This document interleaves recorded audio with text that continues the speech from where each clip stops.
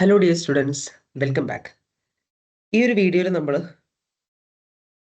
ആ ഒരു ഏജൻസി റിലേഷൻഷിപ്പും സ്റ്റേക്ക് ഹോൾഡേഴ്സിനൊക്കെ ഒക്കെ റിലേറ്റ് ചെയ്യുന്ന ഡയറക്ടേഴ്സ് ആൻഡ് ഷെയർ ഹോൾഡേഴ്സ് എന്ന് പറയുന്ന ഒരു ടോപ്പിക്കാണ് പറയുന്നത്. ഇവിടെ നമ്മൾ നമ്മുടെ കമ്പനി നടത്തുന്ന ഡയറക്ടേഴ്സും ഓണേഴ്സ് ആയിട്ടുള്ള ഷെയർ ഹോൾഡേഴ്സും തമ്മിലുള്ള ആ ഒരു ഏജൻസി റിലേഷൻഷിപ്പിനെ കുറിച്ച് കുറച്ചും കൂടി ഡീറ്റെയിൽ ആയിട്ട് പറയാം. Okay, in large companies there is A separation of ownership and control. Okay, എങ്ങനെയാണ് ഡയറക്ടേഴ്സും ഷെയർ ഹോൾഡേഴ്സും വന്നതെന്നുള്ളതിനെ കുറിച്ചാണ് പറയുന്നത്. Ownership, separation of ownership and control എന്താണത്? അതിന്റെ മീനിങ്, ഒരു കമ്പനിയിൽ ഓണർഷിപ്പും കൺട്രോളും ഒരാളാവരുത്. ഓണർഷിപ്പ് എന്ന് പറയുന്ന ഓണേഴ്സ് എന്ന് പറയുന്ന ഒരു ഗ്രൂപ്പ് ആയിരിക്കണം, ഷെയർ ഹോൾഡേഴ്സ്. ബിസിനസ് കൺട്രോൾ ചെയ്യേണ്ടത് വേറെ ആളായിരിക്കണം. ആ separation of ownership and control എന്ന് പറയുന്ന ആ കാര്യം ഉള്ളത് കൊണ്ടാണ്, അതിനെ ബേസ് ചെയ്തിട്ടാണ് രണ്ട് ഗ്രൂപ്പ് ആയത്. ആയിരിക്കാം ഷെയർ ഹോൾഡേഴ്സും ഡയറക്ടേഴ്സും. ഷെയർ ഹോൾഡേഴ്സ് ആണ് കമ്പനി ഓൺ ചെയ്യുന്നത്, ഡയറക്ടേഴ്സ് ആണ് കമ്പനി മാനേജ് ചെയ്യുന്നത്. കമ്പനി കൺട്രോൾ ചെയ്യുന്നവരാണ് ഡയറക്ടേഴ്സ്. ഇപ്പൊ ഷെയർ ഹോൾഡേഴ്സ് എന്ന് പറയുന്ന principle, directors is acting as an agent, agency relationship. ഇത് ഓൾറെഡി നമ്മൾ പറഞ്ഞു. ഓക്കെ, ഇനി ഈ ബിസിനസ് നടത്തുന്ന ഷെയർ ഹോൾഡേഴ്സ് ഉണ്ടല്ലോ, അല്ല, ബിസിനസ് നടത്തുന്ന ഡയറക്ടേഴ്സ്, അവരെങ്ങനെയാണ് ആക്ട് ചെയ്യേണ്ടത്? They should act in the shareholders best interest. ഷെയർ ഹോൾഡേഴ്സിന്റെ ബെസ്റ്റ് ഇൻട്രസ്റ്റിലായിരിക്കണം അവർ ആക്ട് ചെയ്യേണ്ടത്. ഷെയർ ഹോൾഡേഴ്സിന്റെ ബെസ്റ്റ് ഇൻട്രസ്റ്റിലായിരിക്കണം അവർ ആക്ട് ചെയ്യേണ്ടത്. ഇനി ഷെയർ ഹോൾഡേഴ്സിനെ മാത്രം നോക്കിയാൽ പോരാന്നും പറഞ്ഞിട്ടുണ്ട്. അവര് ഷെയർ ഹോൾഡേഴ്സിനെ നോക്കണം, ആൻഡ് ഓൾസോ ബാക്കിയുള്ള സ്റ്റേക്ക് ഹോൾഡേഴ്സിനെയും അവർ നോക്കണം എന്നൊക്കെ നമ്മൾ തൊട്ട് മുന്നത്തെ വീഡിയോയിൽ പറഞ്ഞിട്ടുണ്ട്. ഇനി ഡയറക്ടേഴ്സിന് അവരുടെ പേഴ്സണൽ ഗോൾസ് ഒക്കെ അല്ലേ. ഡയറക്ടേഴ്സിന് അവരുടെ തന്നെ കുറെ പേഴ്സണൽ ഗോൾസ് ഉണ്ട്. ലൈക്ക് അവരുടെ പേയ്മെന്റ് ഇൻക്രീസ് ചെയ്യുക, അവർക്ക് ബോണസ് കൂടുതൽ കിട്ടുക, ഇപ്പൊ അവർക്ക് ഒരു എംപയർ ബിൽഡ് ചെയ്യാന്നൊക്കെ ഉണ്ടാവും. അവരാണ് കമ്പനിയുടെ അൾട്ടിമേറ്റ്. ഈ ഡയറക്ടേഴ്സ് ഒക്കെ കമ്പനീനെ ഇങ്ങനെ കൺട്രോൾ ചെയ്ത് ഒരുപാട് കാര്യങ്ങളൊക്കെ ചെയ്ത് കമ്പനീനെ സക്സസ്ഫുൾ ആക്കിയിട്ട് ഇവരാണല്ലോ ആ കമ്പനിയുടെ സിഇഒ എന്നൊക്കെ പറയുന്ന ഒരാളുണ്ട്. അയാളാണ് ആ കമ്പനിയുടെ മെയിൻ ആയിട്ട് പുറമേക്ക് കാണുന്നത്. അപ്പൊ അവർക്ക് ആ ഒരു പവറിന് വേണ്ടിയിട്ട് ആ കമ്പനിയിലുള്ള ഏറ്റവും വലിയ പൊസിഷനിലേക്കൊക്കെ എത്തിക്കുക എന്നൊക്കെ പറയുന്ന അങ്ങനത്തെ ഒരു ആവശ്യം അവർക്കുണ്ട്. പിന്നെ അവരുടെ ജോബ് സെക്യൂരിറ്റി, ഇങ്ങനെ കുറെ ആവശ്യങ്ങൾ ഡയറക്ടേഴ്സിനുണ്ട്. അപ്പോ ഈ ഡയറക്ടേഴ്സ്, ആ ഡയറക്ടർ എന്ന് പറയുന്ന പൊസിഷനിൽ ഇരുന്നിട്ട് അവർ ചെയ്യേണ്ട കുറച്ച് റെസ്പോൺസിബിലിറ്റീസ് ഉണ്ട്. അതാണ് കോർപ്പറേറ്റ് ഗവേണൻസിലൊക്കെ പറയുന്നത്. അവര് കറക്റ്റ് ആയിട്ടായിരിക്കണം കമ്പനി നടത്തി കൊണ്ടുപോകേണ്ടത്. ഇനി അവർക്കൊരു പേഴ്സണൽ ഗോൾ ഉണ്ട്. ഇപ്പൊ ഡയറക്ടേഴ്സ്, ഇപ്പൊ ഞാനൊരു കമ്പനിയുടെ ഡയറക്ടർ ആണെങ്കിൽ എനിക്ക് എന്റെ പേഴ്സണൽ ഗോൾ ഉണ്ട്, കമ്പനിയുടെ ഇൻട്രസ്റ്റ് ഉണ്ട്. ഞാൻ എപ്പോഴും കമ്പനിയുടെ ഇൻട്രസ്റ്റിനെയാണ് പ്രയോറിറ്റൈസ് ചെയ്യുന്നത്. ഏതൊരു കാര്യത്തിൽ ഡിസിഷൻ എടുക്കുമ്പോഴും കമ്പനിയുടെ ഇൻട്രസ്റ്റിനെയാണ്, എന്റെ സെൽഫ് ഇൻട്രസ്റ്റിന്റെ മുകളിൽ ഞാൻ എന്ത് ചെയ്യേണ്ടത്? പ്രയോറിറ്റൈസ് ചെയ്യേണ്ടത്. ചില directors, some directors do not fulfil their duties. അവരുടെ ഡ്യൂട്ടീസ്, അവരുടെ കമ്പനിയിലുള്ള ഡ്യൂട്ടീസ് പ്രോപ്പർ ആയിട്ട് ഫുൾഫിൽ ചെയ്യാതെ അവരുടെ പേഴ്സണൽ ഗോളിന് വേണ്ടിയിട്ട് കുറെ കാര്യങ്ങൾ ചെയ്യും. ലൈക്ക് ക്രിയേറ്റീവ് അക്കൗണ്ടിങ് ഉണ്ട്. ക്രിയേറ്റീവ് അക്കൗണ്ടിങ് അല്ലെങ്കിൽ വിൻഡോ ഡ്രസ്സിംഗ് ഉണ്ട്. ഫോർ എക്സാമ്പിൾ, ഇപ്പോൾ ഫൈനാൻഷ്യൽ റിപ്പോർട്ട്സ് ഉണ്ടാക്കുന്നു, SOPL SOFP ഒക്കെ ഉണ്ടാക്കിയിട്ട് അതൊക്കെ മാനിപ്പുലേറ്റ് ചെയ്തിട്ട് കൊടുക്കും. ഓക്കെ, നമ്മുടെ കമ്പനിയുടെ പെർഫോമൻസ് മോശമാണ്, ബട്ട് മോശമാണെന്നുണ്ടെങ്കിൽ അവരുടെ ബോണസിനൊക്കെ എഫക്ട് ചെയ്യും എന്നൊക്കെയാണെന്നുണ്ടെങ്കിൽ അത് മാനിപ്പുലേറ്റ് ചെയ്തിട്ട് പല കാര്യങ്ങളും ചെയ്തിട്ട് നല്ല പെർഫോമൻസ് ആയിട്ട് കാണിക്കും. ഓക്കെ, പിന്നെ ചിലപ്പോൾ use of balance sheet financing എന്നൊക്കെ ഉണ്ടാവും. നമ്മുടെ കമ്പനിയിലേക്ക് ആവശ്യമില്ലാത്ത സ്പെഷ്യൽ പർപ്പസ് വെഹിക്കിൾസ് ഒക്കെ വാങ്ങിച്ചിട്ട്, നമ്മുടെ കമ്പനിക്ക് ആവശ്യമില്ലാത്ത അസറ്റുകളൊക്കെ വാങ്ങിച്ചിട്ട് അവര് പേഴ്സണലി യൂസ് ചെയ്യുക, അങ്ങനത്തെ കാര്യങ്ങൾ വരും. ഓക്കെ, കമ്പനിയുടെ പേരിൽ അവര് കുറെ കാര്യങ്ങൾ പേഴ്സണലി ചെയ്യുന്ന കാര്യങ്ങൾ, ഇതൊന്നും നല്ലതല്ല. ഇതൊന്നും ഷെയർ ഹോൾഡേഴ്സിന്റെ ബെസ്റ്റ് ഇൻട്രസ്റ്റ് അല്ലെങ്കിൽ കമ്പനിയുടെ ബെസ്റ്റ് ഇൻട്രസ്റ്റിന് വേണ്ടിയിട്ട് ചെയ്യുന്ന കാര്യങ്ങളല്ല. അപ്പൊ ഇങ്ങനത്തെ കാര്യങ്ങളൊക്കെ വരുമ്പോഴാണ് ഡയറക്ടേഴ്സ് അവരുടെ ഡ്യൂട്ടീസ്, അവരുടെ റെസ്പോൺസിബിലിറ്റി പ്രോപ്പർ ആയിട്ട് ഫുൾഫിൽ ചെയ്യുന്നില്ല എന്നുള്ളത് നമ്മൾ പറയാം. ഇപ്പൊ റിജക്ട് ടേക്ക് ഓവർ ഓഫർ, ഇപ്പൊ ഒരു കമ്പനിയുടെ ടേക്ക് ഓവറിന്റെ ഓഫർ ഉണ്ടായിരിക്കും. ഇപ്പൊ എന്റെ കമ്പനി ഭയങ്കര സീരിയസ് ഇഷ്യൂലാണ്.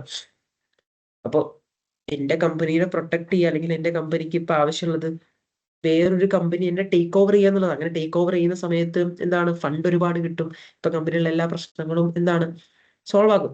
ആ ടേക്ക് ഓവറിന്റെ ഓഫറൊക്കെ വെറുതെ റിജക്ട് ചെയ്യും, നല്ലതാണെങ്കിൽ കൂടി റിജക്ട് ചെയ്യും. എന്തുകൊണ്ടാണ്? എന്നെ വേറെ കമ്പനി ടേക്ക് ഓവർ ചെയ്ത് കഴിഞ്ഞാൽ എന്റെ ഈ പൊസിഷൻ എനിക്ക് ഇനി ഇവിടെ ഉണ്ടാവില്ല, ആ കമ്പനി ആവും എല്ലാ കാര്യങ്ങളും തീരുമാനിക്കുക. അങ്ങനത്തെ സിറ്റുവേഷൻസ് വരും. പിന്നെ എൻവയോൺമെന്റൽ ഇഷ്യൂസ് ഒക്കെ ഇഗ്നോർ ചെയ്യും, പൊല്യൂഷൻ ക്രിയേറ്റ് ചെയ്യും. ഇപ്പൊ ചിലപ്പോൾ നമ്മുടെ പ്രൊഡക്റ്റ് ഒക്കെ ആനിമൽസിന്റെ മുകളിൽ ടെസ്റ്റ് ചെയ്യാം.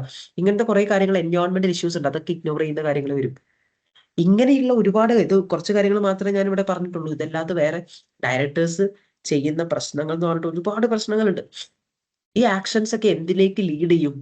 ഏജൻസി കോസ്റ്റിലേക്ക് ലീഡ് ചെയ്യും. ഏജൻസി കോസ്റ്റ് എന്ന് പറഞ്ഞാൽ എന്താ?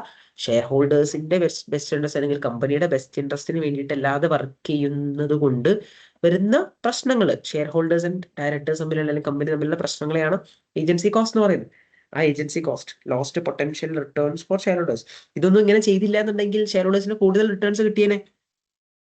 ഇപ്പോ ഡയറക്ടേഴ്സ് എന്താണ്, അവരുടെ സ്വാർത്ഥ താല്പര്യത്തിന് വേണ്ടിയിട്ട്, അവരുടെ ജോബ് പ്രൊട്ടക്ട് ചെയ്യാൻ വേണ്ടിയിട്ട് ടേക്ക് ഓവർ ഓഫർ റിജക്ട് ചെയ്തു.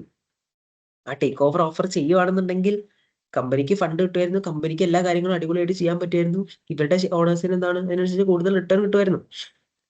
അപ്പൊ അതൊക്കെ എന്താണ്, ഷെയർ ഹോൾഡേഴ്സിന് കിട്ടേണ്ട റിട്ടേൺ പ്രോപ്പറായിട്ട് കിട്ടുന്നില്ല എന്നുള്ളത് ആണ് ഇവിടെ കോസ്റ്റ് ആയിട്ട് നമ്മൾ പറയുന്നത്. ഏജൻസി കോസ്റ്റ് എന്ന് പറയും. ഏജൻസി ഇഷ്യൂസ് എന്നൊക്കെ പറഞ്ഞിട്ട് ഏജൻസി ഇഷ്യൂസ് കാരണം വരുന്ന കോസ്റ്റ് ആണ്. ഓക്കെ, ഈ ഏജൻസി കോസ്റ്റ് റെഡ്യൂസ് ചെയ്യണമെന്നുണ്ടെങ്കിൽ ആരെ നന്നാക്കിയാൽ മതി? ആര് കേടായതുകൊണ്ടാണ് ഈ പ്രശ്നം?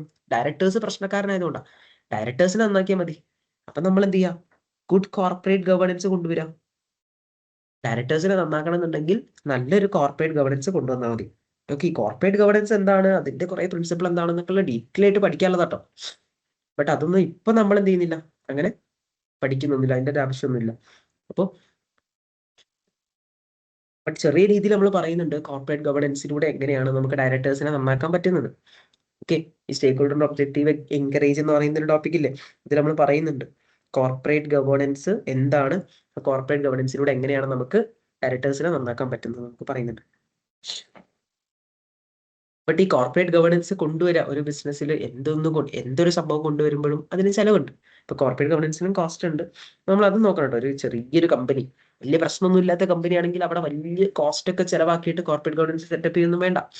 ഒരു വലിയ കമ്പനി അവിടെ കോർപ്പറേറ്റ് ഗവേണൻസ് ഒക്കെ കൊണ്ടുവരിക എന്നുള്ളത് അത്രയും അനിവാര്യമാണെങ്കിൽ മാത്രമാണ് നമ്മൾ എന്ത് ചെയ്യേണ്ടത്, ഈ കോർപ്പറേറ്റ് ഗവേണൻസ് ഒക്കെ കൊണ്ടുവരേണ്ടത്.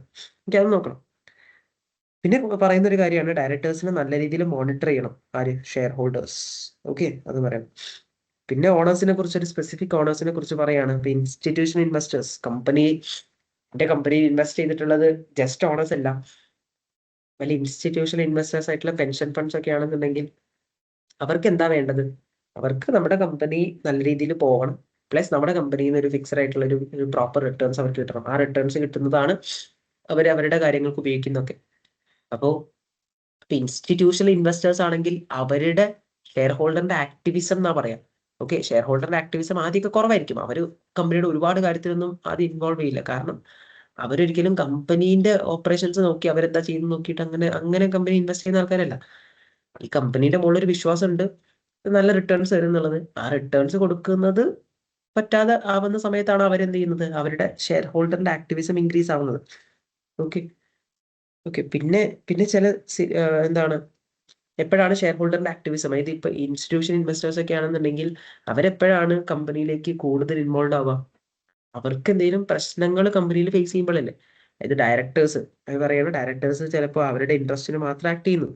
അതായത് അവരുടെ ഡ്യൂട്ടീസ് ഒന്നും പ്രോപ്പറായിട്ട് ചെയ്യാതെ ഡയറക്ടേഴ്സ് അവരുടെ സ്വാർത്ഥ താല്പര്യത്തിന് വേണ്ടിയിട്ട് കമ്പനി നടത്തി പോകുന്ന രീതിയിൽ വരുമ്പോൾ കമ്പനിയുടെ പെർഫോമൻസിനെ അത് ബാധിക്കും.